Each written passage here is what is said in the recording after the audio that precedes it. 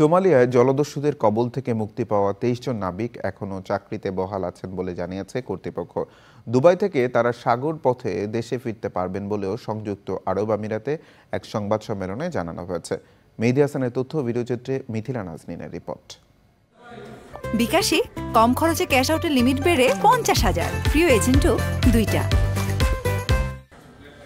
Somalia জলদস্যুদের কবল থেকে মুক্তি পাওয়া এমভি আবদুল্লাহ জাহাজের কর্তৃপক্ষ এবং বাংলাদেশ মিশনের ঊর্ধ্বতন কর্মকর্তাদের সংবাদ সম্মেলন অনুষ্ঠিত হয় সংযুক্ত আরব আমিরাতের আজমান শহরে।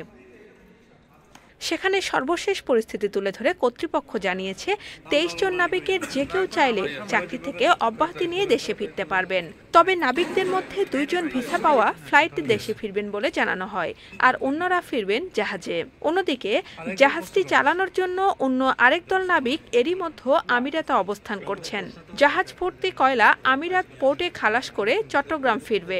এক্ষেত্রে যে ২৩ জন নাবিক আছে তারা যদি কেউ স্বেচ্ছায় দেশে যেতে চান তাদের ফ্যামিলির সাথে মিলিত হওয়ার জন্য, সেটি তাদের অপশন। তারা সেখান থেকে এই বাণিজ্যিক জাহাজ থেকে সাইন আপ করে তারা এখান থেকে তারা দেশে ফিরতে পারেন। আর যারা এখানে চাকরি কন্টিনিউ করতে চান তারা পরবর্তী গন্তব্যে তারা কন্টিনিউ করবে। এটি হলো এই এমভি আবদুল্লাহ যারা নাবিক রয়েছেন, যারা মুক্তি পেয়েছেন, তাদের বর্তমান অবস্থা। গত ১২ই মার্চ মোজাম্বিক থেকে কয়লা নিয়ে সংযুক্ত আরব আমিরাতে যাওয়ার পথে ২৩ নাবিক সহ এমভি আবদুল্লাহ জাহাজটি সোমালীয় জলদস্যুদের হাতে জিম্মি হয়েছিল। এর ৩১ দিন পর মুক্তিপণের বিনিময়ে তাদের উদ্ধার করা হয়। Mithila Naznin, Channel I.